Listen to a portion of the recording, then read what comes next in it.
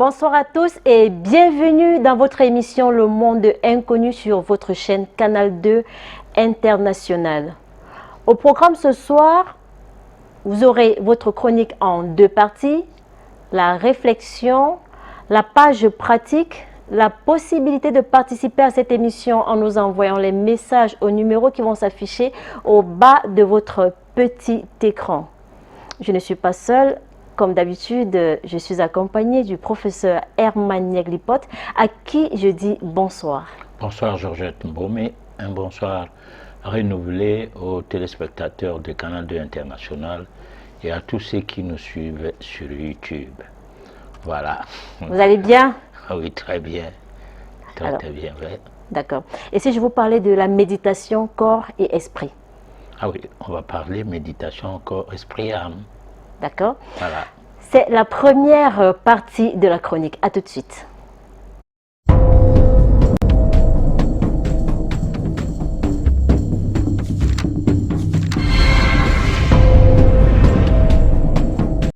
Méditation, la solution à nos problèmes, chapitre 76. La méditation pour le corps et l'esprit. Après quelques semaines consacrées sur la mystique de fin et début d'année, et après l'édition portée sur la malédiction des peuples face à la vie, revenons une fois de plus sur le thème la méditation, solution à nos problèmes. Eh bien, lors de la dernière édition, nous avons abordé la question de la malédiction des peuples face à la vie en vue d'attirer l'attention à plus d'une personne qu'avec la vie, on ne doit pas jouer. Pour ce faire, on doit chercher à maîtriser la méditation pour ne pas commettre des actes contre la vie. Car il n'y a pas de malédiction au-dessus de celle qui serait sur le fait de donner la mort à un tiers. La pratique de la méditation incite aucunement à une croyance en Dieu ou le diable. Avec elle, on n'est non plus dans une histoire de l'enfer ou du paradis. On ne se trompe pas à épouser des concepts illogiques, des visions ou versions édictées par la Bible ou le Coran, car on sait que la méditation est du domaine métaphysique. Créationniste ou évolutionniste, peu importe. On sait que dans la pratique de la méditation, on doit ignorer la question concernant le péché, l'enfer et le paradis.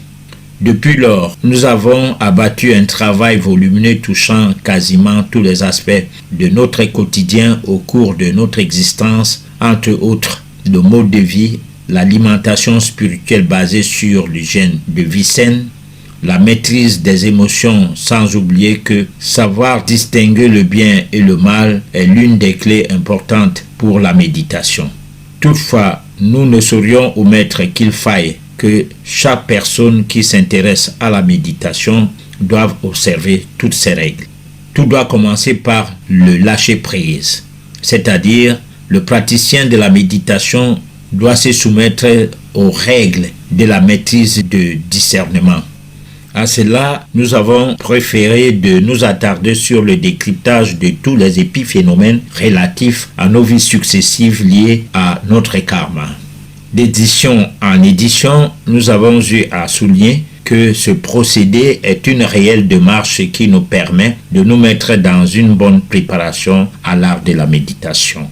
Et de même, lors des éditions spéciales sur la mystique de fin d'année, la méditation y avait toute sa place, s'agissant du fait de mettre l'accent sur le bilan de fin d'année.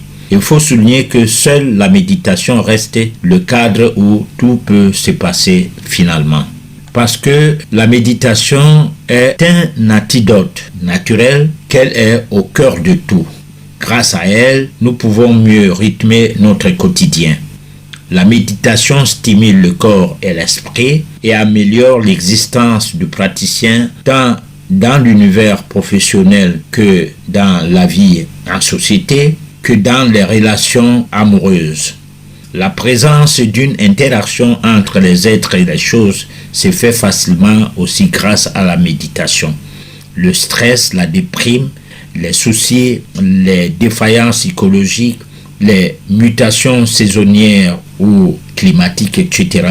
Grâce à la méditation, tout ceci est facile à surmonter. Elle est cet art qui se pratique partout et en tout lieu, car elle épouse différentes formes de traditions applicables directement dans la vie quotidienne de tous. Chez certaines personnes, l'absence de la méditation au quotidien a toujours suscité une grande perturbation psychique, provoquant ainsi une tension physique et émotionnelle qui les pousse à agir comme des automates. Ces personnes sont agitées par des vibrations électromagnétiques quasiment néfastes.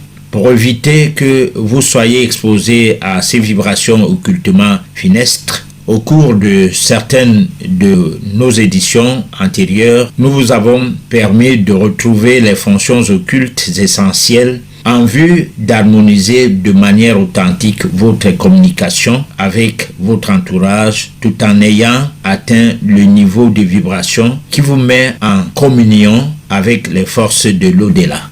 Résultat, la méditation est un bon outil qui nous accompagne à la relaxation du corps et à l'apaisement de l'esprit.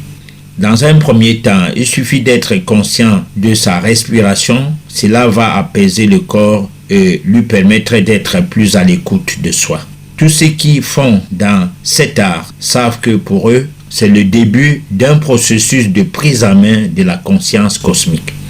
Qu'en plus, c'est ce qui va peu à peu réveiller en eux le pouvoir sensoriel susceptible de provoquer l'alliance du corps, esprit et l'âme en eux, les rendant vibrants tant au-dedans qu'en dehors d'eux-mêmes. Professeur Herman Yeglipot, écoutez la chronique, on dirait que la méditation soigne tout. Bon, disons, soigner tout, c'est rentrer dans le cadre d'un système de soins qui est basé sur la symptomatologie. Et là, on dira non.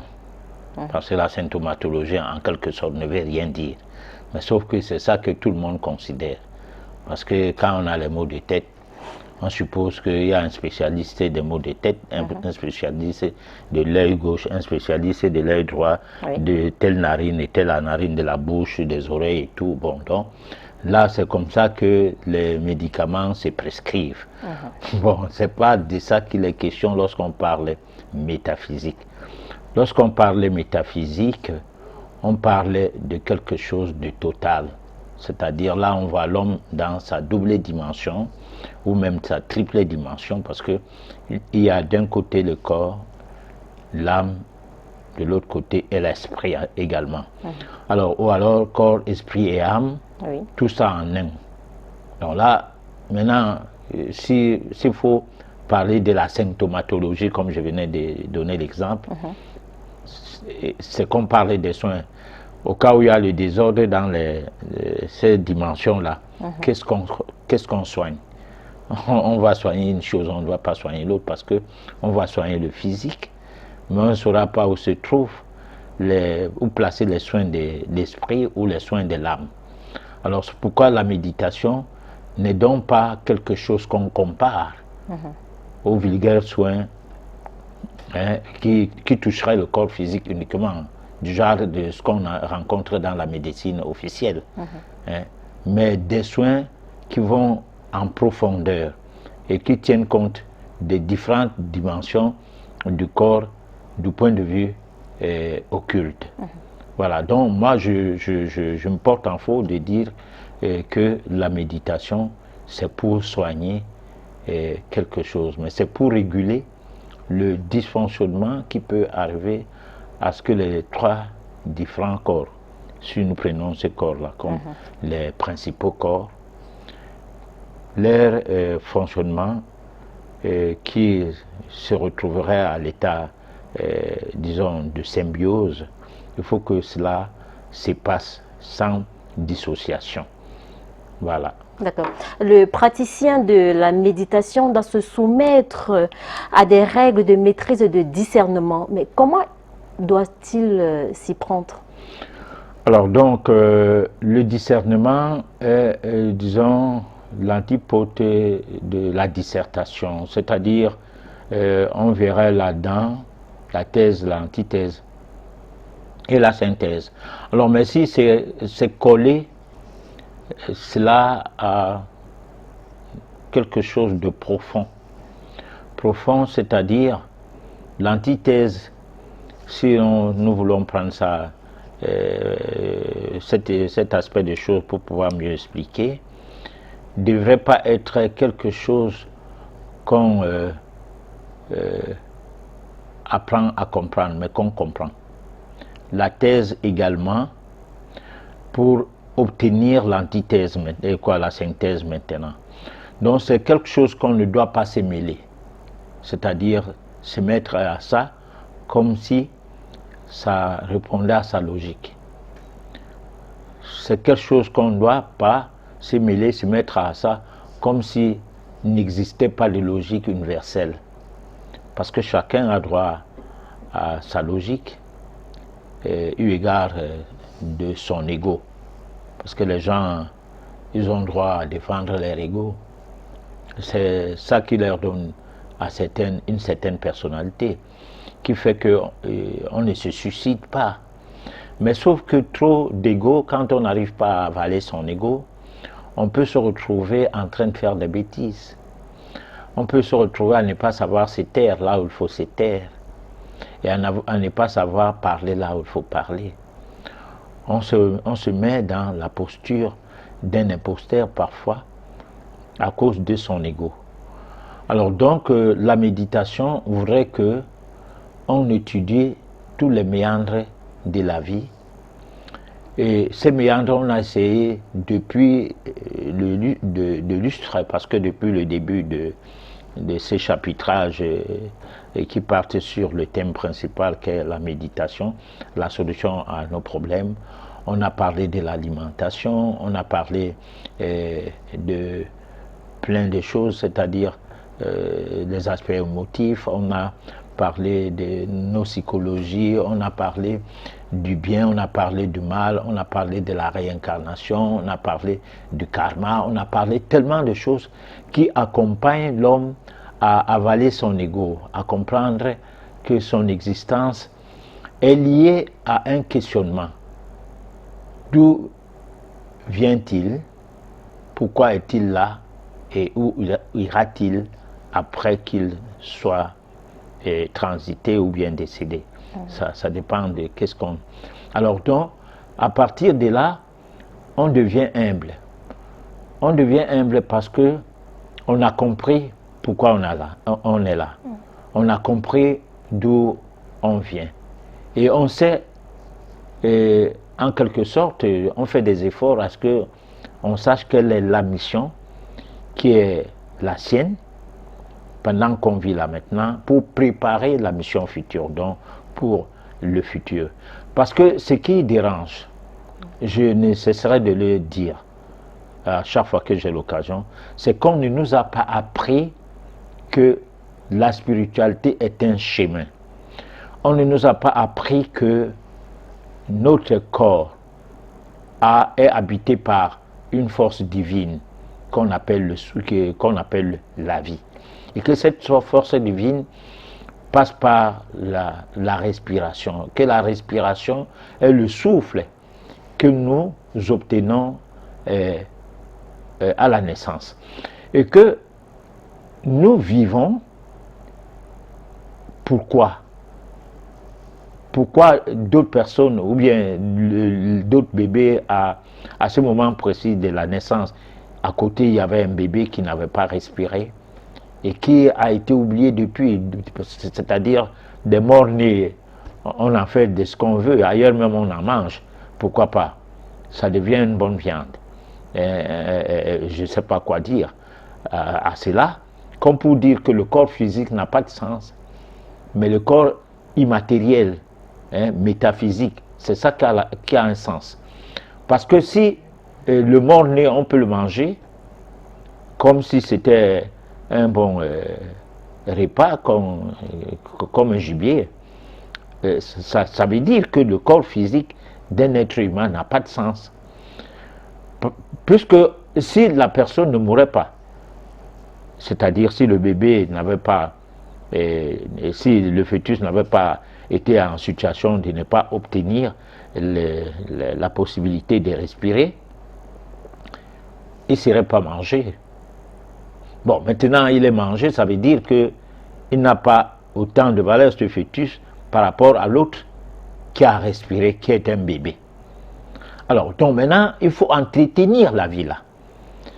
Et en l'entretenant bien, si dès le bas âge, on tombe dans un environnement où les parents méditent, ne prient pas, mais méditent. Ça veut dire que on est dans un environnement où il y a un outil qui permet de savoir la valeur de la vie. Et si cet outil-là était la chose la mieux partagée, il n'y aurait pas de tuerie, il n'y aurait pas d'élimination d'hommes, parce que pour finir, nous tous, nous mourrons. Pour finir, nous tous, nous ne valons rien. Hein. Ce qui vaut quelque chose en nous, c'est l'esprit. Mais est-ce que cet esprit, donc, quand on tue l'esprit là, ou bien on tue l'âme? Non. On empêche à ce que cet esprit continue à rester dans ton corps. Et il s'en va. Alors, il s'en va tout de même comme dans un corps où l'âme n'est pas entrée. L'autre corps qu'on a chassé l'âme, en disant qu'on a tué quelqu'un, alors cet esprit ou cette âme, l'ensemble de tout cela, se démarque. Le corps reste inerte. Alors maintenant, qu'est-ce qu'on a fait? On n'a rien fait. On n'a rien fait du tout parce que la réponse de l'acte qu'on a fait est enregistrée comme une réponse karmique, c'est-à-dire du point de vue négatif, la réponse est karmique. Qu'on te condamne ou qu'on ne te condamne pas, tu as porté un fardeau. Alors, en plus de ton fardeau, même déjà de tout ce que tu as commis comme erreur, tu portes en même temps le fardeau de l'autre. C'est pourquoi, à l'entame de, disons, le premier paragraphe de la chronique, on parlait bien de la malédiction, du fait d'ôter la vie à quelqu'un qui est supérieur à toute forme de malédiction, dans un premier temps. Alors, dans un second temps, lorsque on analyse donc le fait que la méditation n'est pas connue, lorsqu'il faut analyser les actes des hommes, c'est-à-dire ce que nous posons comme acte, ces actes-là, ce n'est pas seulement tuer les gens, mais on se tue. On se tue en mangeant n'importe quoi, en buvant n'importe quoi. Nous sommes des tueurs de nous-mêmes d'abord. Parce que c'est en mangeant n'importe quoi, en buvant n'importe quoi, qu'on se retrouve dans la débandade psychiatrique. C'est-à-dire qu'on n'a pas le cerveau qu'il faut, qui permet à ce qu'on ait donc le discernement. Hein? Parce que quand on a mangé des choses qui n'en fallait pas, dont le corps n'avait pas besoin. Quand on a bu des liquides, ne fût-ce que le vin, le whisky, tout ce que le commun des mortels a eu comme héritage colonial pour les Africains, hein, bon, et néocolonial aujourd'hui où se focalise notre grandeur, on casse les whisky lorsqu'on se rencontre, on parlait des histoires, hein, des insensés, parce que psychiatriquement, on n'est pas des hommes qui fonctionnent avec un état d'esprit des divins, c'est-à-dire des personnes qui tentent à s'élever spirituellement, parce qu'ils sont déjà des divins d'un autre genre, c'est-à-dire des chrétiens, des musulmans, c'est des divins d'un autre genre, c'est-à-dire le genre où Jésus est là et que tout est entre les mains de Dieu. Nous, on peut faire tout. Le dimanche, on va prier et Dieu va écouter. Alors donc, tout cela, c'est comme une personne aussi qui peut mal utiliser la tradition, se disant qu'il a des pouvoirs traditionnels qui sont en sorte qu'il peut être au-dessus de certaines situations. D'accord. Voilà. Voilà. Donc, le discernement, c'est quelque chose de profond, hein, qui ne doit pas obéir à une règle de logique individuelle, hein, mais plutôt on doit aller à la recherche de la logique universelle qui va permettre de voir le bon côté, le mauvais côté et se retrouver maintenant sur ce qu'il y a comme synthèse. Voilà. D'accord. La méditation aussi, professeur Emmanuel Lupote, nous accompagne vers la relaxation du corps et de l'épanouissement de l'esprit. Y a-t-il un délai pour observer le changement? Non, parce que c'est un travail permanent. Alors, si quelqu'un se met dans une formation métaphysique dans le but de maîtriser son ego, de maîtriser ses émotions, de maîtriser ses passions, de maîtriser tout ce qui peut le faire glisser, hein, de tout ce qui peut être l'objet de sa chute, qui peut empêcher son évolution du point de vue spirituel. Alors, ça ne se fait pas du genre que 1 mois, 2 mois de cours, prenons ça comme cours, parce que ces cours peuvent bien être pratiques ou théoriques, on ne sait pas comment, mais c'est quand même des cours différents du fait de parler de la Bible et Jésus et Dieu, tout cela, le Coran. C'est une préoccupation qu'on doit se donner individuellement, c'est-à-dire essayer de se mettre dans la logique de voir autrement la vie. Parce que là, c'est un problème qu'on va vers une situation d'élévation de soi. Alors, donc c'est là où on parlait souvent de quand le disciple est prêt, le maître se présente. Alors, donc on doit se rendre prêt pour qu'il y ait un maître invisible. D'abord, le maître invisible, ça peut être toi et moi, ça peut être X et Y, qui attire ton attention sur le fait de ne pas se laisser aller dans ce qui a divertissement, le mondanisme et tout, de se ranger un peu pour pouvoir bénéficier d'un certain nombre d'atouts spirituels. Parce qu'en fait, le but de l'homme, ce n'est pas de se lever le matin, manger, prendre son petit déjeuner, s'habiller, mettre un joli veste et pavaner dans la ville avec de grosses voitures, et puis aller à gauche, à droite et retourner le soir, et puis non. Nous avons quelque chose de plus que ça. C'est-à-dire, chaque jour suffit sa peine.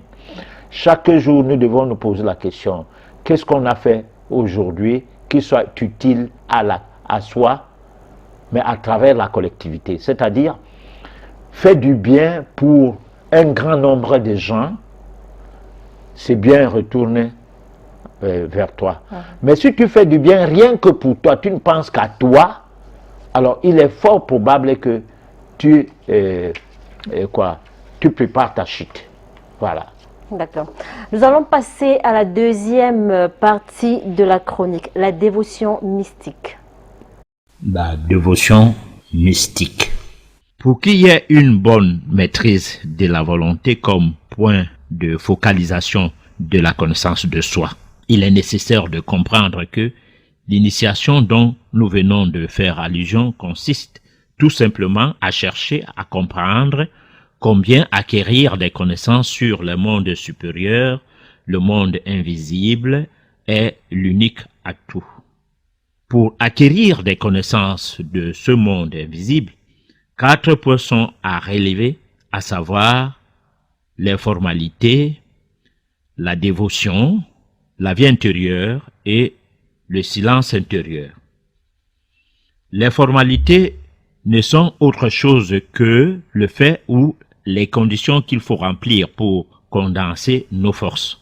Nous devons reconnaître qu'il sommeille en chacun de nous des facultés à l'état latent et que c'est d'elles que nous parlent souvent les mystiques de tous bords, gnostiques, théosophes chrétiens, rosicruciens, etc. Ils affirment l'existence d'un monde des âmes et celui des esprits. Pour eux, il s'agit de savoir comment s'y prendre pour réveiller en soi ses facultés. Ce qui fait qu'on n'y croit pas, c'est qu'aucune école classique, aucune église ou religion ne les enseigne. C'est pour cela que les étudiants ou les disciples de ce mouvement mystique qui ne sont autres que des écoles qui enseignent l'ésotérisme, malheureusement occultés, voire mystifiés, sont marginalisés. Les formalités ne sauraient être le fait d'aller à la recherche d'un initié ou d'un maître acquis mieux ou de coq à l'âne, mais plus encore de remplir les conditions qui permettent qu'un maître puisse se mettre à notre portée.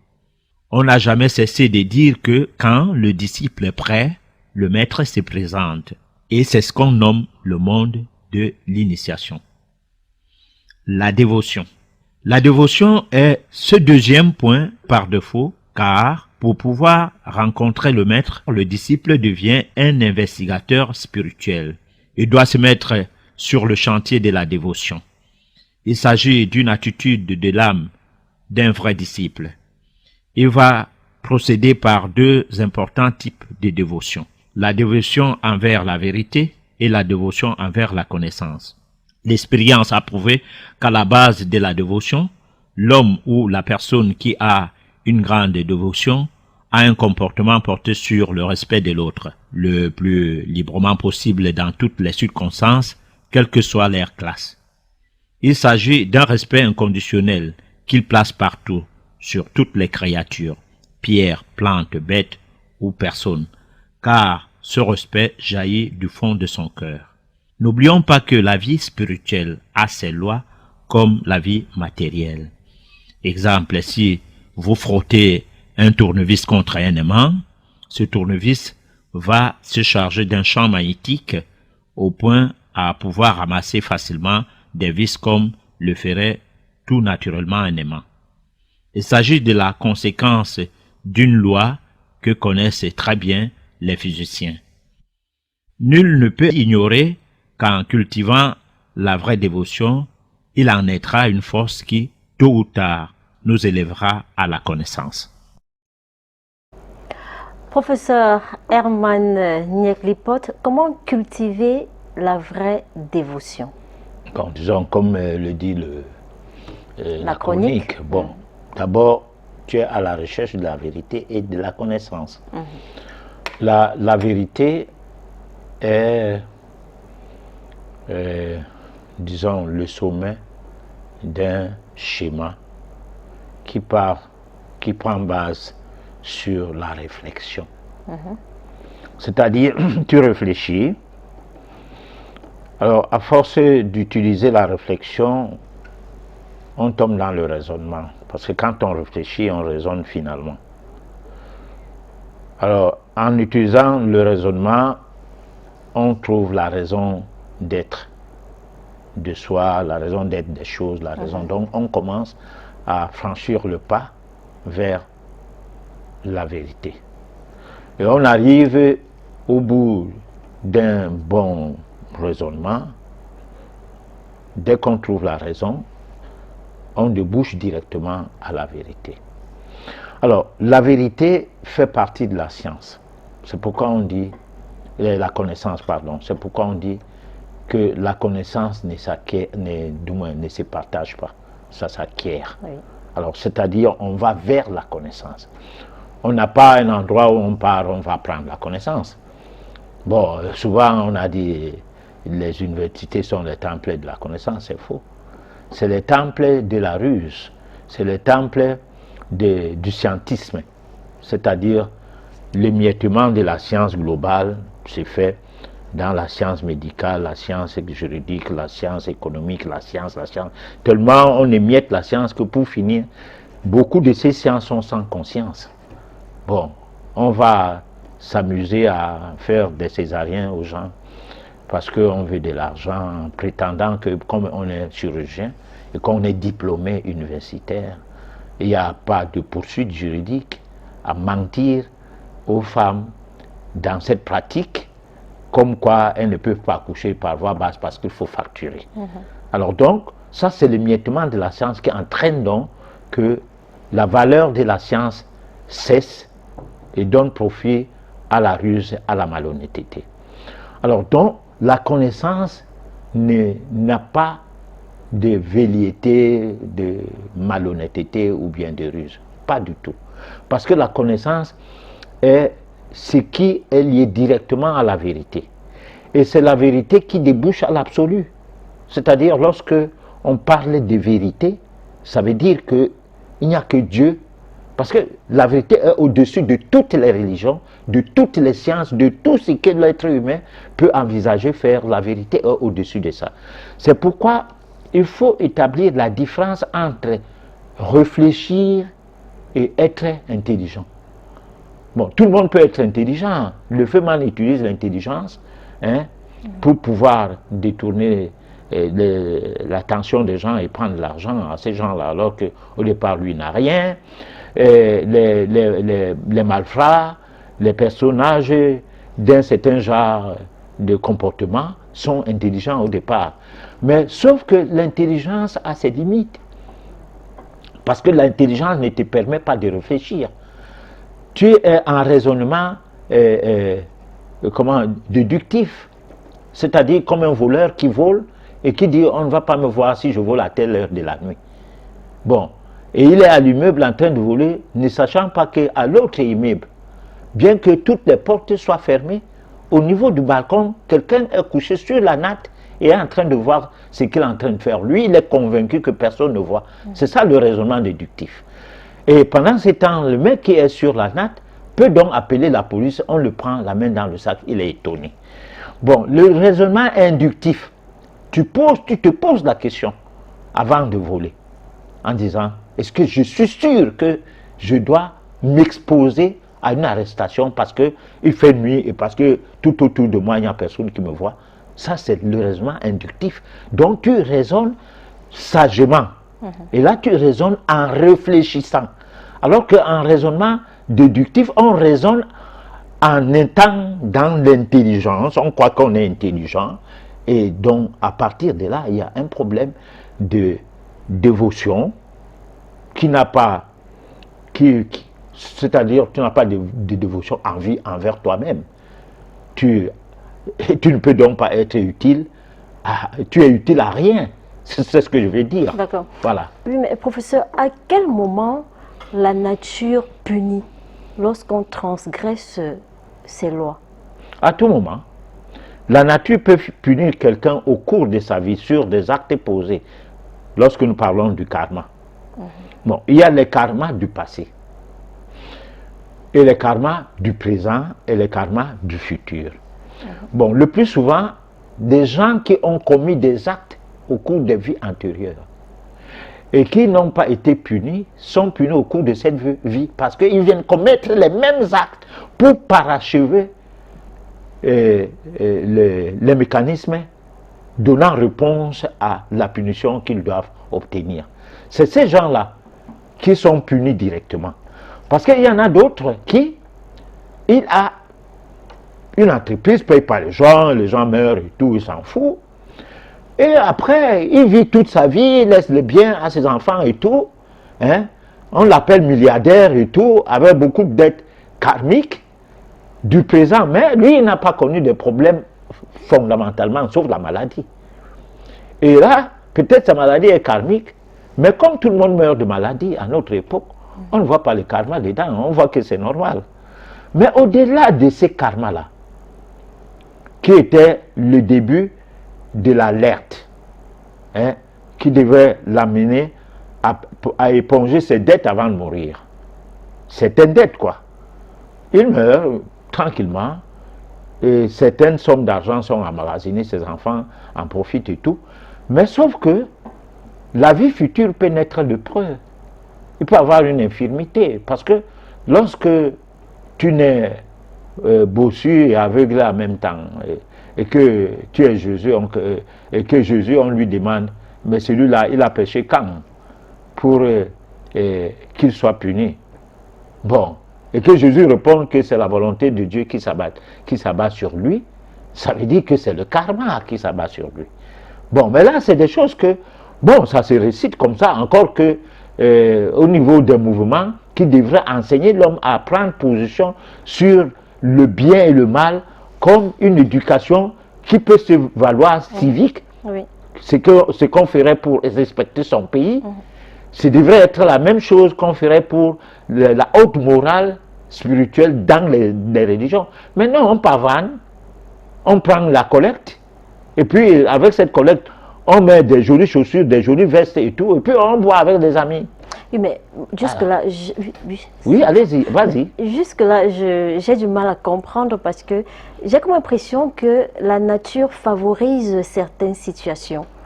Alors, quand on commet du mal, pourquoi la nature n'arrête pas cela? Pourquoi quand cette personne décède, cette personne doit revenir nuire encore à autrui? Non, tu nuis à autrui pour pouvoir atteindre le sommet de la réponse à obtenir du mal que tu as toujours commis.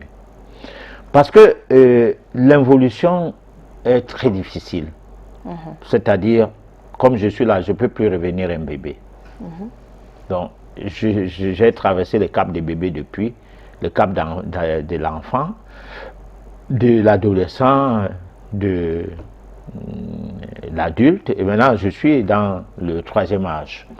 Alors, donc, on avance et on paye de ses fautes. Si tu veux comprendre ça facilement, que la nature ne donne pas de crédit à quelqu'un.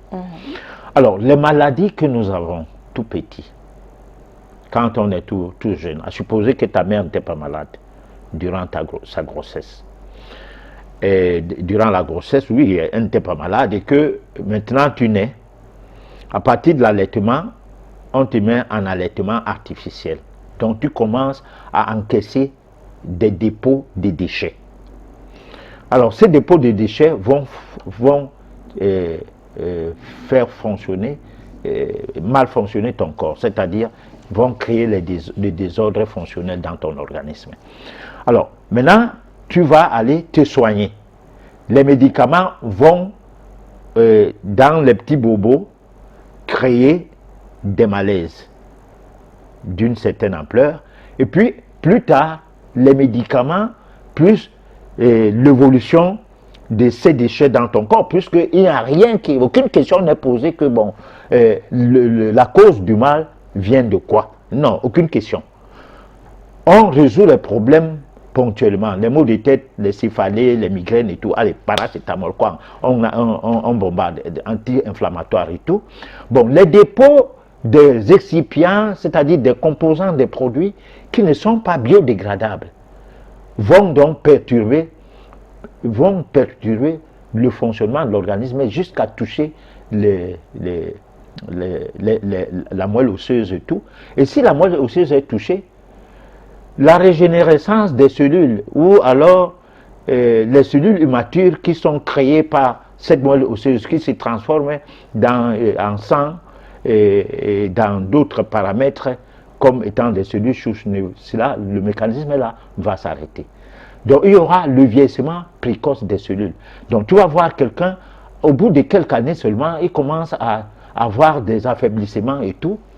Alors tout cela, c'est les réponses karmiques du comportement que tu as au cours de ta vie actuelle.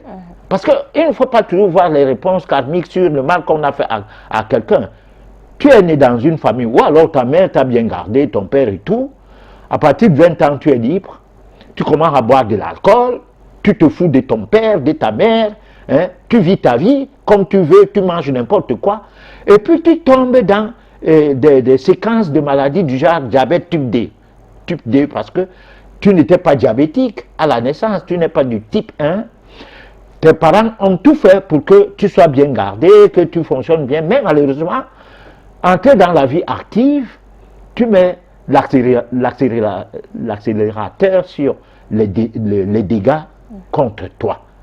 Et ça, tu as une réponse karmique, c'est que tu vas attraper soit un cancer, cancer du sang, cancer de ceci, de toute la somme des choses que tu fais pour te contenter du fait que tu peux vivre comme tu veux. Alors, finalement, la nature t'a laissé où? Quand tu meurs, par exemple, avec un AVC, la nature t'a laissé tranquille? Non. Tu as les réponses. À tous les niveaux, la nature donne ses réponses. D'accord. Bon, il y a des réponses qui concernent la personne que nous sommes directement, en commençant par moi. Je dis souvent que quand on toise les gens d'un doigt, 3 doigts te regardent. Bon, donc j'ai des choses que depuis l'enfance, je n'ai pas fait attention. Aujourd'hui, je paye le prix de ça. C'est pour dire donc que la nature ne tolère rien. La dévotion, ça doit aller dans le sens de la vérité et de la connaissance. Et à chaque fois que tu es dans ce sens, tu as la dévotion vis-à-vis de soi ou vis-à-vis des autres. Et ta vie évolue normalement. Tu meurs à plus de 100 ans, hein, et sans être malade. Voilà. Parce qu'on peut vivre sans être malade. C'est possible ça, professeur Emmanuel mais on vit sans boire le médicament. Ça veut dire donc qu'on a des petits bobos qu'on peut résoudre par les simples. D'accord. Hein? Bon, et si tu les résous par les simples, mais tu as 40 ans sans boire le médicament, 60 ans, 70 ans, tu ne bois pas les médicaments. Ça n'est encore possible aujourd'hui, puisque moi j'expérimente ça. Hein? J'expérimente ça avec tous ceux qui viennent me voir. Il y en a qui ont fait déjà 10 ans, ils ne boivent pas les médicaments. On les entretient par des connaissances qu'ils doivent acquérir, parce que la connaissance, ils acquièrent, donc on les conseille, et puis ils comprennent, et puis ils appliquent ça. D'accord. Alors, ainsi de suite. Donc, à partir de là, quand tu ne bois pas de médicaments, le médicament étant comme la cigarette, que dès que tu te mets à fumer, tu fumeras toute ta vie. Dès que tu commences à boire les médicaments, tu en boiras toute ta vie. Alors, donc, ça veut dire quoi? Ça veut dire que le karma des actes que tu poses trouve la réponse sur du fait de son allègement et tu vieillis sans grand dégât. Voilà. Je vous propose la réflexion. Un pasteur dit halte à la crise identitaire. Et on se retrouve juste après.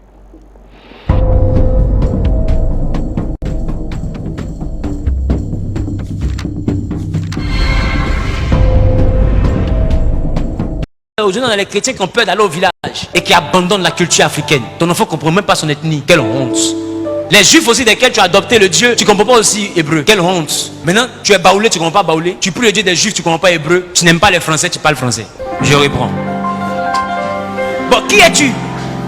Mais en effet, c'est une dépersonnalisation. Nous avons une crise identitaire à laquelle nous devons trouver solution. Si je peux le demander à quelqu'un ici, et quand la dernière fois que tu es allé dans ton village est devenu Abidjan? Pourquoi? Parce que voir ton village, c'est voir sorcellerie. Mais qui t'a appris ça? Bien aimé, bientôt j'aurai un message pour inciter l'Africain à redevenir l'Africain. On ne peut pas être fort si on devient les autres. Ils ne nous ont pas montré Dieu, ils nous ont montré Jésus. Je reprends. Ils ne nous ont pas montré Dieu, ils nous ont montré Jésus. C'est Jésus que nous on ne connaissait pas, sinon on connaissait déjà Dieu. La preuve, toutes les traditions africaines sont érigées autour de la parole de Dieu. Tu ne voleras pas, nous on savait ça. Tu n'auras ton père et ta mère, on savait que les parents étaient sacrés. Tu ne chercheras pas la femme de ton voisin, on savait déjà. Vrai ou faux? Qui nous a appris? C'est pas les blancs, c'est pas les blancs, non, on savait, on n'était pas des singes. Et au cas où tu ne sais pas, la première civilisation de ce monde était une civilisation noire. L'écriture en est où? Égypte, c'est où? C'est en Inde. Écoute, aussi longtemps que tu ne redeviens pas qui tu étais, tu ne pourras pas retrouver ta position dans le monde africain. Il faut qu'on redevienne qui on est. Professeur Emmanuel Lipot, un commentaire par rapport à cette réflexion? Mais si on n'a pas de tradition, on n'a pas, on a perdu son identité. Tout à fait. Bon, c'est vrai que nous ne savons plus parler nos langues. Pire encore, nous ne savons pas les écrire. Mais malheureusement, on n'est pas lettré. Parce qu'on est lettré quand on est en phase avec sa tradition linguistique. Parce que c'est ta tradition linguistique qui fait partie de ta culture, et c'est la culture qui est la science. Parce que le début de la science, de toute science, de manière formelle, passe par la culture. Ça ne passe pas par les universités, surtout des choses venant d'ailleurs, qui sont venues de nulle part, en quelque sorte. Alors donc, le commentaire, c'est que si un religieux commençait à prêcher comme ça, tant mieux. Voilà. Voilà. D'accord. On va prendre la page pratique.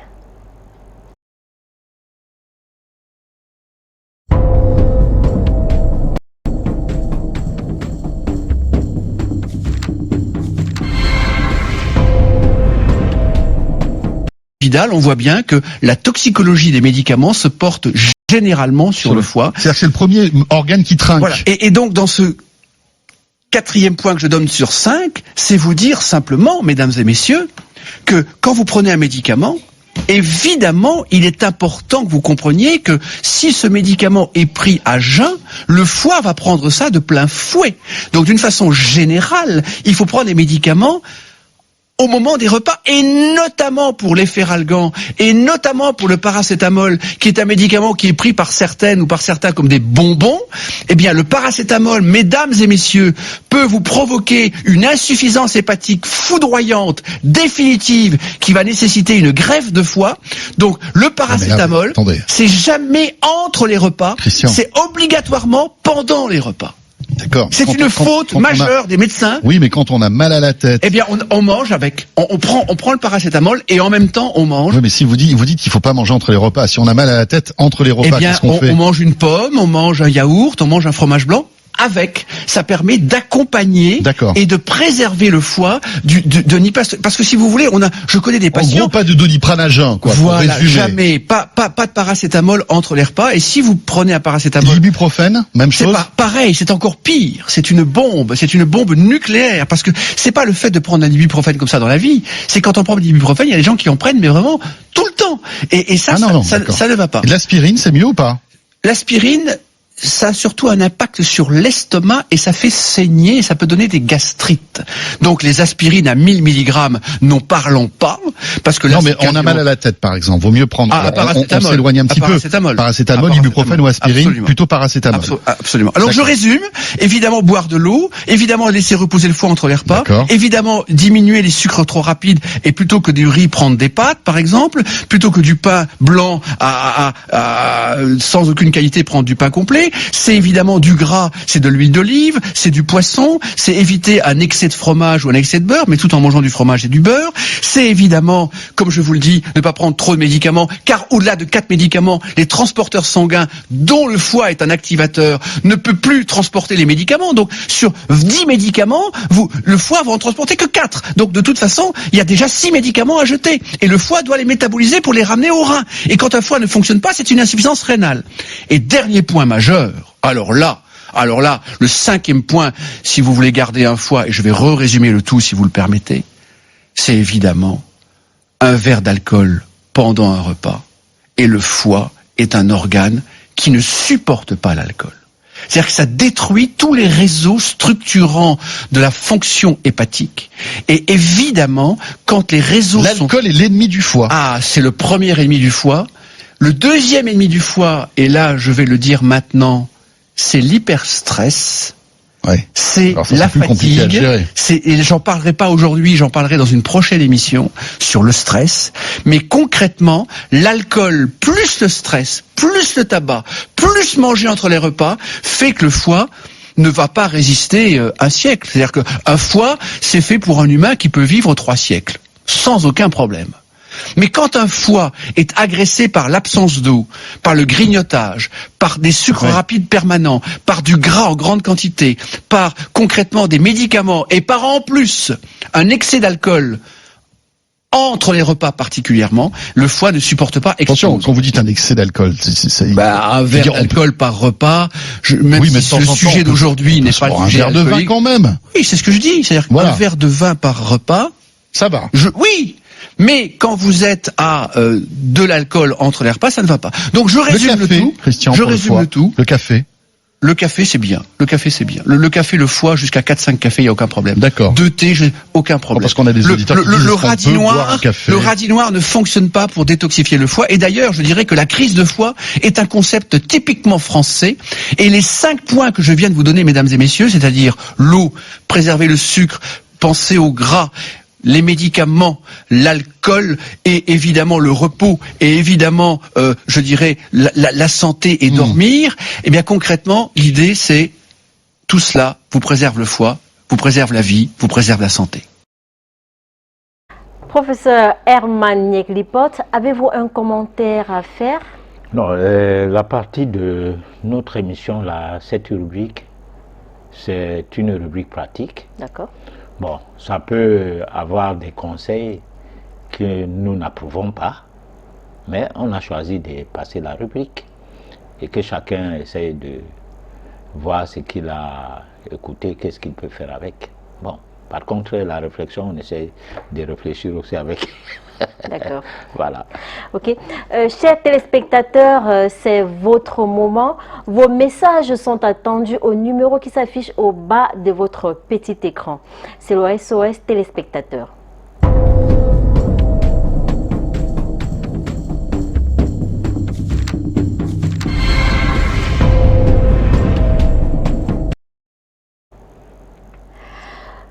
Bonsoir à vous sur le plateau. J'aimerais savoir à quel âge on devient mature et responsable, professeur.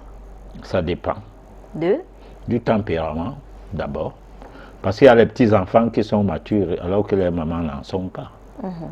Un enfant de 15 ans peut conseiller des choses à sa mère, qui est un volage et tout. Alors, donc, un homme de plus de 70 ans peut ne pas être mature, ou il a l'expérience sur certaines choses de la vie, mais immature carrément sur d'autres choses de la vie. Donc, on n'a pas l'âge pour être mature. Bon, si on a décrété l'âge de majorité, dans certains pays 18 ans, d'autres 20 ans. Bon, je crois qu'au Cameroun c'est 21 ans. Bon, ça c'est le décret. Donc si 18 ans a une certaine valeur ailleurs, non, parce que les gens de cet endroit ne sont pas des moutons de Panurge, c'est-à-dire c'est pas un peuple des élus. C'est des gens comme tous les autres, mais chaque pays a ses lois. Alors donc, le problème de maturité, c'est un problème complexe. Oui. Voilà. D'accord. Comment puiser en nous des ressources dont nous n'avions pas conscience et qui nous aident à nous dépasser sans jamais nous mettre en danger, professeur Emmanuel Lipot? Alors c'est très compliqué parce que la question, on ne sait pas comment la répondre. Ouais. Oui. Parce qu'il faut d'abord savoir ce que nous valons. La valeur qu'on a, c'est la valeur livresque. C'est-à-dire quelqu'un qui a fait les écoles, hein, plusieurs diplômes il a eu, ou alors quelqu'un qui a fait l'université, il a planché, il a eu peut-être l'agrégation, il est docteur de ci ou de ça, n'a pas le même comportement comme celui qui n'a même pas eu le BEPC. Dans sa tête est sur, c'est-à-dire son cerveau est plaqué sur le papier, pour la plupart des gens. Alors que celui qui n'a pas eu le BPC, sa tête est sur ses épaules, carrément, et fonctionne avec. Donc prenons par exemple les enfants qui, déjà en classe de 3e, décident de ne plus aller à l'école. Il échoue peut-être le BPC ou n'échoue pas, mais décide qu'il ne va pas à l'école. Et puis commence à faire un petit commerce, achète le terrain au bout d'un moment, construit un immeuble et au rez-de-chaussée de son immeuble, il y a les quincailleries, il y a la boulangerie, il y a ceci, il y a cela. Et ces choses-là, ça l'appartient. À un moment donné, il va avoir une petite usine qui fabrique je ne sais pas quoi. Et puis toi, tu as ton doctorat, 24 ans après votre séparation, tu te retrouves dans la rue et tu as besoin du job et c'est lui qui te prête le job déjà parce que tout en continuant à aller à l'école, il t'aidait de temps en temps avec des fournitures scolaires lorsque cela n'était pas possible avec tes parents. Alors finalement, il a la tête sur ses épaules. Et toi, tu vas entrer dans son travail, s'il décide de t'embaucher, tu vas lui parler le gros français ou le gros anglais, je ne sais pas quoi, mais sans être disons, productif. Alors, il y a un problème. Voilà, il y a un problème. C'est donc ce genre de problème que nous devons commencer à résoudre nous-mêmes, par nous-mêmes. Parce qu'il y a des investissements pas inutiles, mais qui ne sont pas, disons, de nature à apporter quelque chose. L'Afrique a beaucoup investi à l'école. L'Afrique n'a rien de cette école-là. Parce que le taux de scolarité de certains pays en Afrique est supérieur au taux de scolarité de la France. C'est pour cette raison qu'en France, il y a les lois qui obligent d'aller à l'école. Au Cameroun, non, on va à l'école parce que sans l'école, on ne sert à rien. Hein? Et on te met ça dans la tête. Et surtout que tu veux voyager, tu vas aller au Canada, aux États-Unis et partout, donc il te faut les diplômes. Quitte à ce qu'on en achète, hein, pourvu qu'on valide les unités de valeur avec l'argent, que de ne pas avoir ces papiers-là. Alors, finalement, il y a un problème. Voilà. Le corps physique a un sens. L'âme ou esprit en a besoin. C'est Patrick depuis PK14 qui nous envoie ce message. Et il dit également que vos histoires de méditation-là ne sont que du satanisme, professeur. Bon, mais là, c'est son avis. Et là, nous avons dit tout à l'heure qu'on n'a pas, dans la vie, assez focalisé sur ces logiques individuelles. Au risque que, en se focalisant sur ces logiques individuelles, on pratique un certain rejet de la vérité, parce que là, on utilise l'intelligence, on ne réfléchit pas. Quand on réfléchit, on ne se met pas dans un sens de critique pour critiquer. Le mot satanisme, déjà, Satan n'existe pas. Donc, c'est des choses empruntées. J'aimerais bien qu'il formule la même phrase dans sa langue. Je ne suis pas contre du fait qu'ils réagissent. Oui. Nous sommes là pour qu'on nous critique. Hein? Pas seulement qu'on nous applaudisse. Hein? Bon, mais sauf que quand il y a un débat, hein, il faut avoir l'esprit discursif. C'est-à-dire ce qui est, je disais tout à l'heure, le pour, le contre et la synthèse. Alors, il ne faut pas avoir l'esprit de rejet pour rejet. Comme on peut te dire que bon, telle chose peut t'arriver, tu dis, ah, moi, je ne suis pas dedans. C'est comme les gens qui sont jeunes et qui boivent. On leur dit, attention, vous êtes en train de vous abîmer. Ah, arrêtez ça. Hein, tu as déjà vu qu'ils mourent d'alcool. Voilà, c'est de ça qu'il risque d'être question. Je ne sais pas quelle est sa teneur mentale. Voilà, là, je ne sais pas. D'accord. Voilà. Juste rappeler que les numéros qui s'affichent au bas de votre écran sont réservés aux SMS. Les appels se font hors antenne. Y a-t-il un lien entre l'âme et l'esprit, professeur? Oui, il y a un lien âme, esprit, corps. Ça fait un tout. C'est pour ça qu'on ne les distingue pas, on ne les voit pas. On voit l'esprit par la manifestation du corps. On voit l'âme par les réactions, hein, de nos réactions, quoi. Par exemple, les émotions, hein, la passion, l'ego et tout. On voit l'âme. Voilà. Mais on ne peut pas avoir ces différentes parties du corps de manière distincte. Oui. Voilà. Okay. Bonsoir, professeur. J'aimerais savoir pourquoi l'on dit souvent les erreurs de la jeunesse se rattrapent dans la vieillesse. Est-ce un état d'esprit ou d'âme ou juste une leçon que Mère Nature nous inflige? C'est Alima depuis Yaoundé. Mais les erreurs de la vie sont telles que je venais d'écrire là tout à l'heure. Si tu abîmes tes cellules, parce que le mot cellule là, peut-être les biologistes le comprennent, malheureusement les médecins ne le comprennent pas, malheureusement. Parce que la vie, hein, oui, est logée dans notre corps, dans chaque cellule, cellule par cellule. Si les cellules cessent de vivre, nous ne vivons plus. Alors si nous ne faisons pas attention avec notre univers interne, si nous mangeons n'importe quoi pour perturber le métabolisme, hein, le système de reproduction, le système fonctionnel et tout ce que nous avons comme, du moins tout ce qui concerne le fonctionnement à travers la vie de ces cellules, alors c'est que nous sommes en train de courter notre vie. Et ce qui peut être malheureux, c'est que nous allons tomber malades. Et la maladie, en règle générale, c'est la réponse d'un mauvais comportement, en règle générale, quelle que soit la maladie. J'entends par mauvais comportement les manquements. On peut avoir les manquements psychologiques, c'est-à-dire qu'on développe des pensées négatives. On peut avoir des manquements physiques, on ne fait pas du sport. On peut avoir des manquements alimentaires. Hein?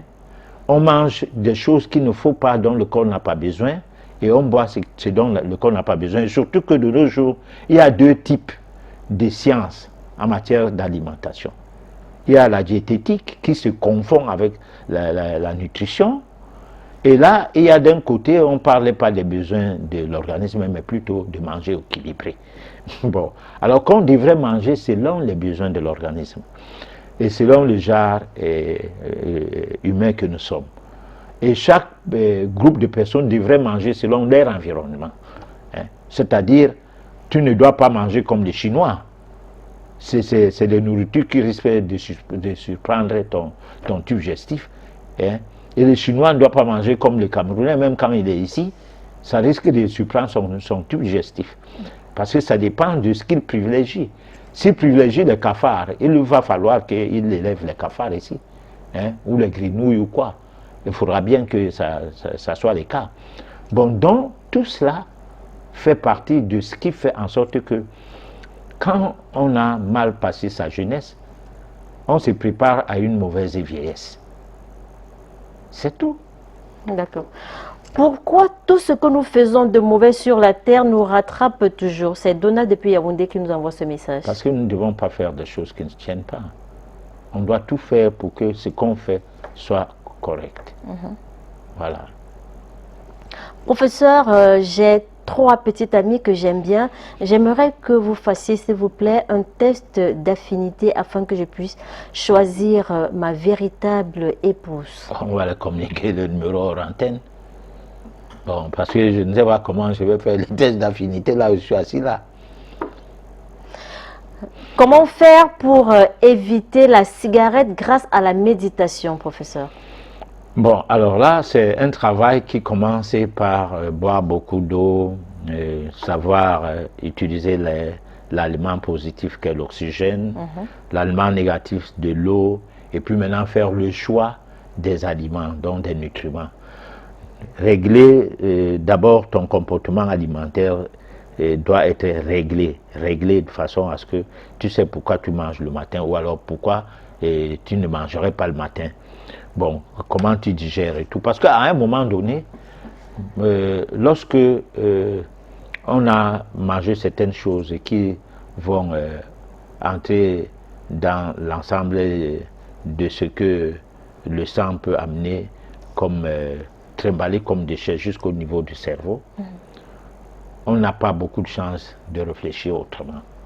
C'est pour cette raison que les gens vont même jusqu'à chanter que tu manges et tu bois, tu meurs, tu ne bois pas, tu meurs. Bête, tu bois et tu meurs en paix. Bon, alors que c'est rare de trouver quelqu'un qui boit et mourir en paix. Parce que mourir en paix, ça veut donc dire que tu restes comme ça, un soir, tu meurs ta chose. Tu n'es pas à l'hôpital, on n'est pas en train de te traîner sur une chaise roulante, et parce que l'AVC est passé par là, la maladie de Parkinson, et ci, et ça, hein, un cancer et tout. Bon, là, dans ces cas, tu es mort en paix. Mais lorsqu'il y a un problème qui voudrait que ton entourage t'assiste, d'autres arrêtent d'aller à l'école, hein, à cause de tes mauvaises habitudes, hein. Tu mets tes enfants en difficulté, hein, ou bien ton entourage en difficulté, c'est comme ça que tu maudis tes amis qui ne viennent pas te rendre visite et tout. Alors, moi je dis, s'il y avait l'enfer, il y a des risques que le mauvais cœur t'habite et que pour finir, peut-être tu meurs, tu vas en enfer s'il y avait l'enfer. Voilà. Heureusement que c'est des choses qui se disent, mais personne ne peut le prouver. Ok. Nous avons ce message de Bello depuis Yaoundé.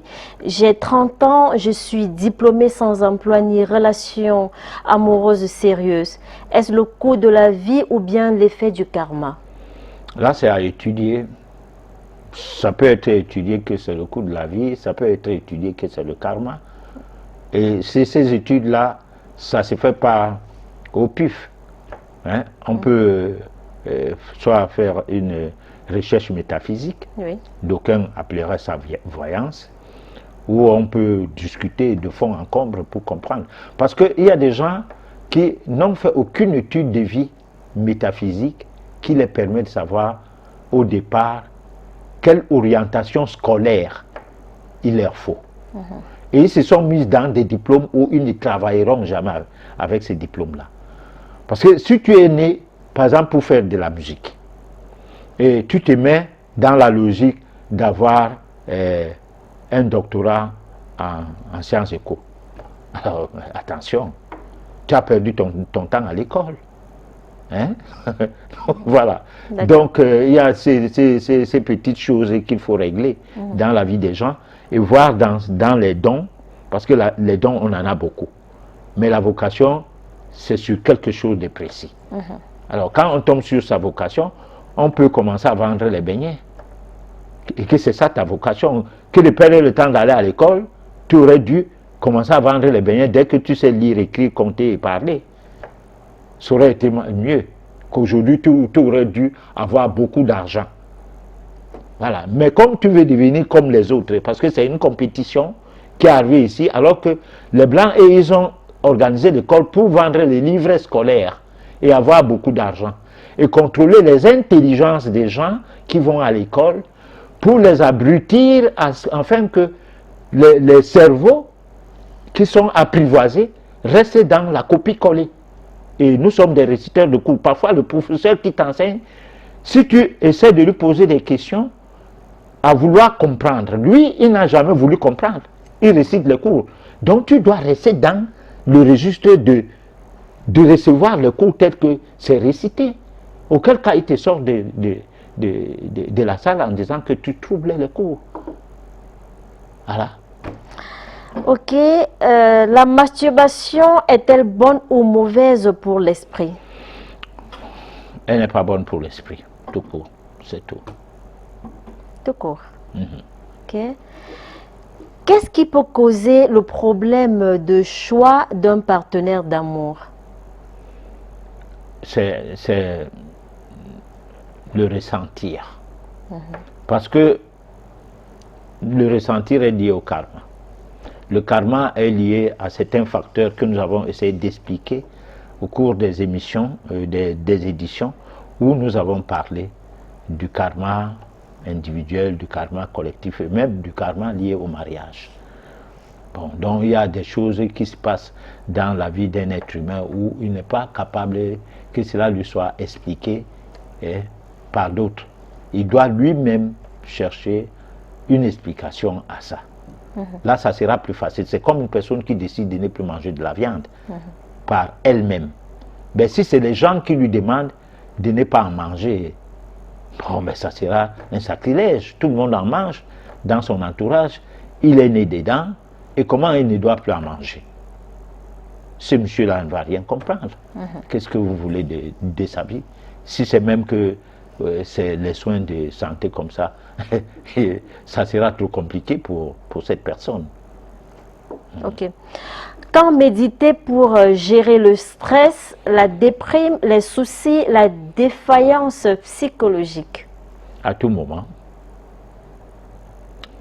La méditation n'est pas comme la prière. La méditation, c'est quelque chose qui sévit. C'est-à-dire, on vit avec. La prière, on peut avoir des heures pour prier. La méditation, on peut ne pas avoir les heures pour méditer. C'est-à-dire, comme nous sommes à l'antenne là, les questions qui me sont posées, méditativement, je dois donner des réponses. Oui. Voilà. Et là, comme ça, il y a le ressentir, il y a des messages qui viennent, et je donne des réponses instantanément, comme si les questions étaient préparées. Parce que je suis en posture méditative. Voilà. Ok. Est-ce que la méditation peut nous permettre de résoudre la santé physique? C'est Thierry Duncol à Famba. La méditation permet de résoudre les problèmes de la santé physique. Pourquoi? Parce que j'ai dit que c'est un outil, c'est un véhicule qui permet, quand il est bien construit, de l'utiliser. On peut l'utiliser pour rentrer dans le chemin de la spiritualité en vue de parfaire son être intérieur, de m'amener son être intérieur à l'état actif. Parce que l'être intérieur en nous est à l'état dormant, on peut dire sommeil en nous. Il faut qu'il se réveille. Donc réveiller les facultés qui sont en nous à l'état latent, c'est ça le but de la méditation. Et quand on réveille ces facultés-là, on peut devenir clairvoyant, c'est-à-dire voir des choses comme un voyant, mais sans avoir de support. On peut savoir ce qui nous arrivera demain sans être Dieu. Donc on peut devenir omniscient, omnipotent. Pas à large sphère, à long terme, non. D'un certain niveau, mais à un petit niveau, si un malheur veut t'arriver, tu sais bien que je suis exposé à un malheur. et je dois faire attention. Bon, voilà. Ok. Je suis victime des couches de nuit depuis plusieurs années. Que faire? C'est Max depuis Yaoundé. Alors, les couches de nuit, ça c'est une situation qui va dans le sens d'étudier le phénomène. Parce que les couches de nuit, ça dépend de l'état de santé de l'individu. Parfois, on constipe et on fait des cauchemars. Lorsqu'on cesse de constiper, on n'en fait plus. Bon, c'est aussi, ça dépend de l'environnement de la personne. Vous pouvez avoir dans votre entourage des personnes qui, dans la nuit, viennent vous embêter dans votre sommeil. Bon, là, on parlait carrément de la métaphysique négative, c'est-à-dire des aspects négatifs de la métaphysique. Donc là, nous sommes dans la sorcellerie, l'envoûtement et tout ça. Bon, donc, c'est pas de ça que on parlait lorsqu'il faut voir l'état de santé de l'individu. C'est pourquoi il faut étudier le problème de couche de nuit, disons, de manière sérieuse, pour ne pas tomber dans les mécanismes de diagnostic à sensation. Voilà, parce que c'est comme n'importe qui écoute ça, c'est que la couche de nuit, c'est pas bien. Il va commencer à donner les recettes, ou bien il va dire comme les prêtres, venez vite, on prie pour vous. Ou les pasteurs, quoi. Voilà, les apôtres. Venez vite prier, parce que vraiment, les couches de nuit, c'est pas bien. Bon, moi je dis, il faut étudier chaque chose, comprendre le fond. Hein, chercher à savoir la cause première avant de conclure. Voilà. Ok, grâce à la méditation, est-ce que je peux m'évoluer sur le plan spirituel? Si oui, donnez-moi des conseils pratiques. C'est Tori depuis Kousséri. Vous aurez des conseils pratiques en suivant cette émission. Nous sommes assez là pour ça. On ne peut pas vous lâcher des conseils pratiques comme des recettes. Sinon, c'est que nous ne sommes pas en train de parler de l'alimentation spirituelle, de modes de vie, de ci, de ça, comme on venait de proposer, du moins ce qui a été proposé dans la chronique, quoi. Voilà. Comment savoir qu'on est bloqué mystiquement? C'est Baba Mohamed depuis Mayo Oulu. Lorsqu'on fait une voyance, on peut savoir. Mais on ne peut pas seulement estimer qu'on est bloqué mystiquement, parce qu'il y a des gens qui sont avides de biens matériels. Tant qu'il ne les a pas, c'est qu'on l'a bloqué. Bon, pourtant, c'est peut-être le moment d'avoir ces biens matériels n'est pas encore arrivé. Docteur, s'il vous plaît, j'ai mené une vie sans orientation et aujourd'hui, je me retrouve avec deux femmes à 36 ans. S'il vous plaît, j'ai besoin de conseils. Hors antenne, on pourra en discuter. Si votre karma vous expose à deux femmes, malgré votre âge, il faudra bien qu'on comprenne comment vous en êtes arrivé là, par la voie des recherches, non par des simples commentaires. Professeur, je suis à Yaoundé et j'aimerais vous rencontrer. Je m'appelle Paul. Je serai à Yaoundé ce week-end parce que il faut que les gens de Yaoundé qui ne peuvent pas venir à Douala puissent aussi échanger avec moi. Et j'ai décidé que tous les deuxièmes vendredis de chaque mois, je monte à Yaoundé et je suis avec eux samedi, dimanche, je regagne Douala. Tous les deuxièmes vendredis. Voilà. Comment savoir ce qui arrive dans ma famille? Pas de mariage et moi, pas de boulot. C'est Adama de Ngaoundéré qui nous envoie ce message. Ça, c'est des choses qu'on ne peut pas savoir en l'air. Il faut étudier le dossier de votre famille. Parce que s'il faut qu'on reste seulement là, on commence à parler comme les clairvoyants. Et ça ne sera pas évident.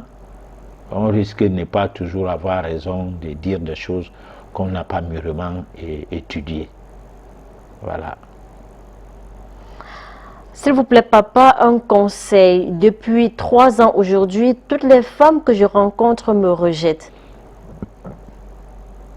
Vous allez peut-être en étudiant en faisant votre étude de vue métaphysique, vous allez constater que le moment de vous marier n'est pas encore arrivé. Parce qu'il y a des gens qui se marient à plus de 50 ans, il y en a qui se marient avant 30 ans. Par rapport à un cycle de vie normal qui est en rapport avec le chemin de vie, leur chemin de vie, c'est-à-dire la date de naissance, et même en rapport avec leur nom. Donc c'est une étude qui permet de savoir ça. Il ne faut pas toujours s'alarmer, alors que peut-être que le moment de se marier n'est pas encore là. Voilà. Juste patienter, mais professeur, et si on devrait se marier, je dis n'importe quoi, à 60 ans, doit-on attendre 60 ans pour faire des enfants? Non. On peut faire les enfants croyant qu'on est tellement marié jusqu'à... et la femme part. Ou bien la femme elle-même, elle quitte l'homme ou l'homme te chasse. Oui. Alors que tu étais marié jusqu'à... Hein? On a célébré le mariage et on est même allé célébrer ça, c'est pas moi, à Paris ou bien à Tokyo. Hein?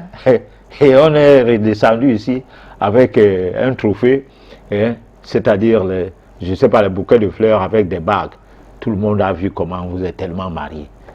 Bon, alors les enfants tombent, 2, 3, 4, 5, et puis après, il n'y a plus de mariage.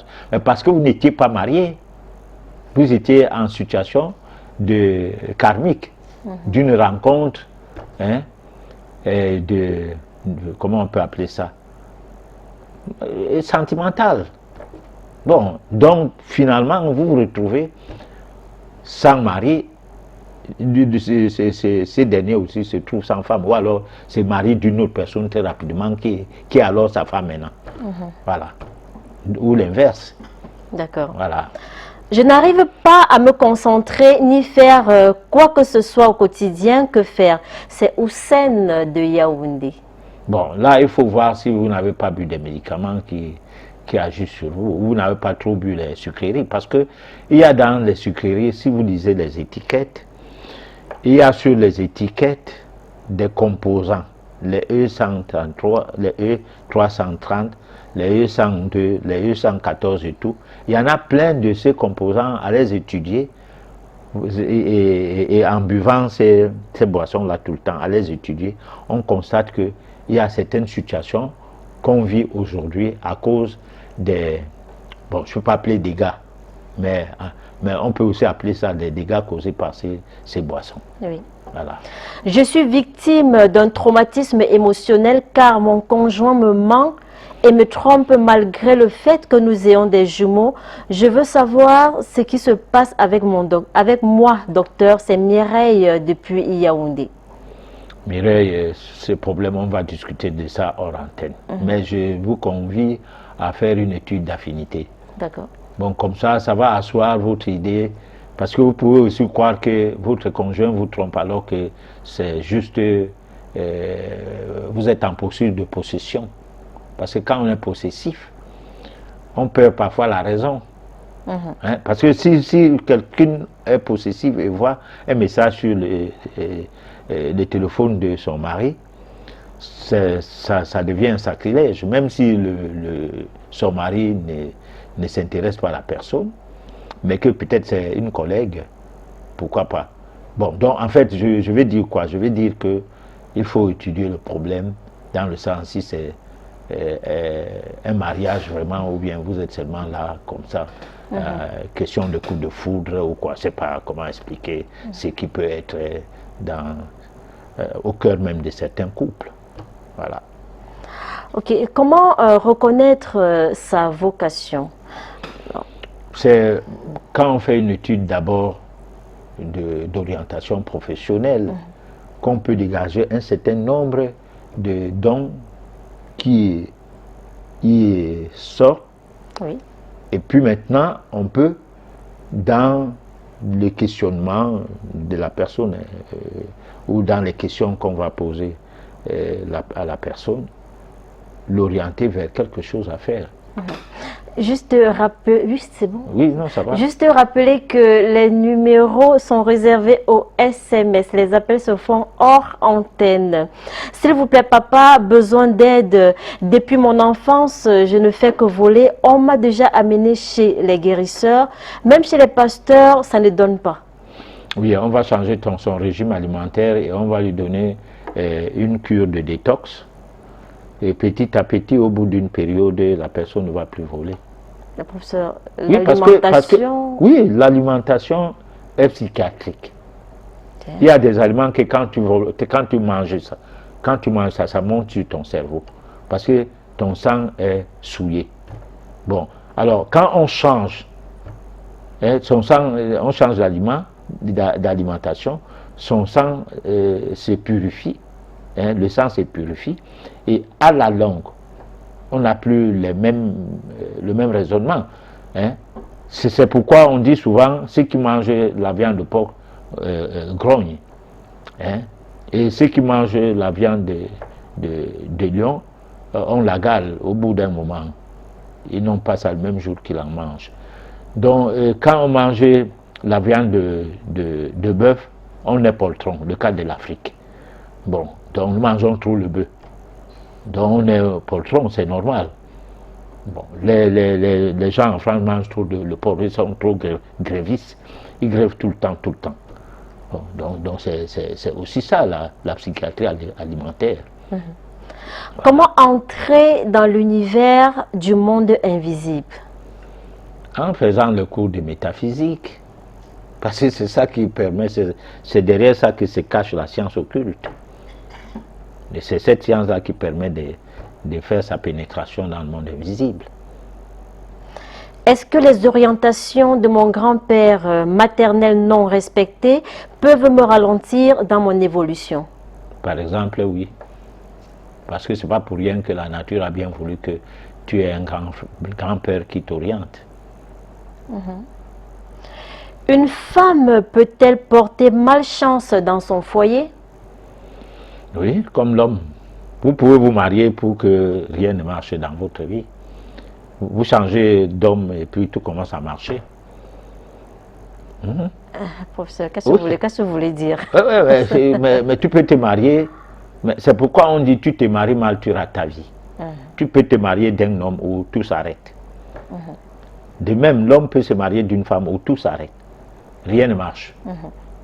Tout comme on peut observer l'inverse. Oui, c'est ce que je dis. D'un côté comme de l'autre, ça peut arriver. Au bout de combien de mois, de semaines, d'années, on peut stopper la relation si rien ne marche?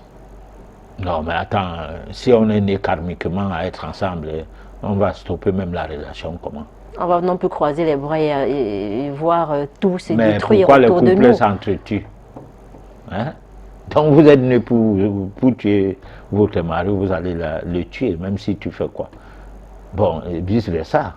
D'où le mot karma. Un karma négatif est passé par là, ça donne une réponse négative. Alors, est-ce qu'un test d'affinité peut dégager ça peut t'orienter. Oui, un test d'affinité peut t'orienter en sachant que ces mariages, si ça ne va pas bien fonctionner, et on n'ira pas jusqu'à la gare. Mais le test d'affinité n'empêche pas qu'on soit dans son trou. On sait bien qu'on est dans le trou, mais on y cale, on y reste. C'est ça. Mais tout au moins, ça aide qu'on sache qu'on est dans le trou. C'est ça, c'est pourquoi souvent moi je conseille ça aux gens. Comment faire pour vous rencontrer pour une voyance, professeur Emmanuel Lipote? Alors vous allez appeler hors antenne. À ce numéro, on vous dira. Patriarche, ça fait 5 ans que j'ai ma société, mais rien ne marche. J'aimerais beaucoup que vous m'aidiez.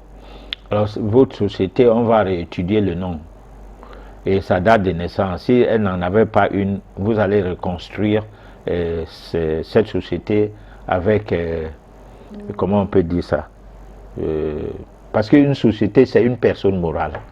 Donc, il faut reconstruire donc la personne morale, la tuer et la faire renaître. Avec un nouveau nom et une nouvelle orientation, on peut voir les choses démarrer. Bon, et là, ça va avec des études métaphysiques en même temps, voyance et autres. Voilà. Comment les sorciers savent qu'une tierce personne est ensorcelée? Est-ce qu'il y a un signe ou des numéros en lui? C'est Tori depuis Kousséri. Les sorciers savent qu'une personne est ensorcelée. Je ne sais pas qu'est-ce qu'il veut dire. Parce que souvent les voyants sont des sorciers. C'est ça qu'on dit souvent, parce que j'ai mon ami Bungono qui m'appelle souvent Monsieur le sorcier. et il dit c'est nous les sorciers. Bon. Alors donc là c'est une autre manière de parler. Je crois que les sorciers en fait se connaissent, d'accord, parce qu'ils font partie d'un même monde. Mais les sorciers qui savent que les sorciers sont des simples personnes et tout, je ne sais pas comment répondre à sa question parce que c'est ambigu. Mais un voyant peut voir que ça c'est un sorcier ou bien le problème que tu as est concerné par la sorcellerie. Il est sorcier, d'accord, mais il n'est pas sorcier du point de vue négatif comme l'autre parce qu'il y a la sorcellerie positive et la sorcellerie négative. Ceux qui font dans les pratiques de magie noire et tout, ou bien qui font du mal, se rangent dans la sorcellerie négative. Et ceux qui essaient de sauver les vies, d'apporter de l'aide à la collectivité et autres, font la sorcellerie, font partie de la sorcellerie positive. Nous sommes tous des sorciers. Tout le monde, parce que en fait, tous ceux qui pensent sont sorciers. Si tu ne pensais jamais, tu n'es pas sorcier. Parce qu'avant les téléphones portables, il y avait la télépathie. Les gens faisaient que se communiquaient sans toutefois avoir besoin d'instruments ou de supports. D'accord. Bon, voilà. Ok. On va se quitter sur ce message de Joël. J'ai un souci, toutes les filles que je rencontre, je n'arrive pas à stabiliser une seule, pourtant je suis bien. On va faire l'étude d'affinité pour voir si ces filles-là sont... si les questions de quoi. Ou alors on va faire la voyance. En fait, la personne va choisir ce qu'on va faire. Mais nous, on l'accompagne. Pourquoi vous regardez seulement les filles? Peut-être lui-même, il a un problème karmique. Non, mais c'est ce que je dis. Mais attends, on ne peut pas voir les filles. Parce qu'il ne va pas me donner le nom des filles, il va me donner son nom. Pour voir ses problèmes sentimentaux, d'où ça sort. C'est tout. Bon, ça ne sort pas forcément de ces filles-là. Peut-être même qu'il n'aura pas la date de naissance de ses filles, mais il aura sa date de naissance. Ce qui veut donc dire que les recherches sur les filles-là n'est pas intéressant. C'est les recherches sur lui, par exemple. D'accord. Voilà. Professeur Herman Yeglipot, nous sommes arrivés au terme de cette édition. Votre mot de fin?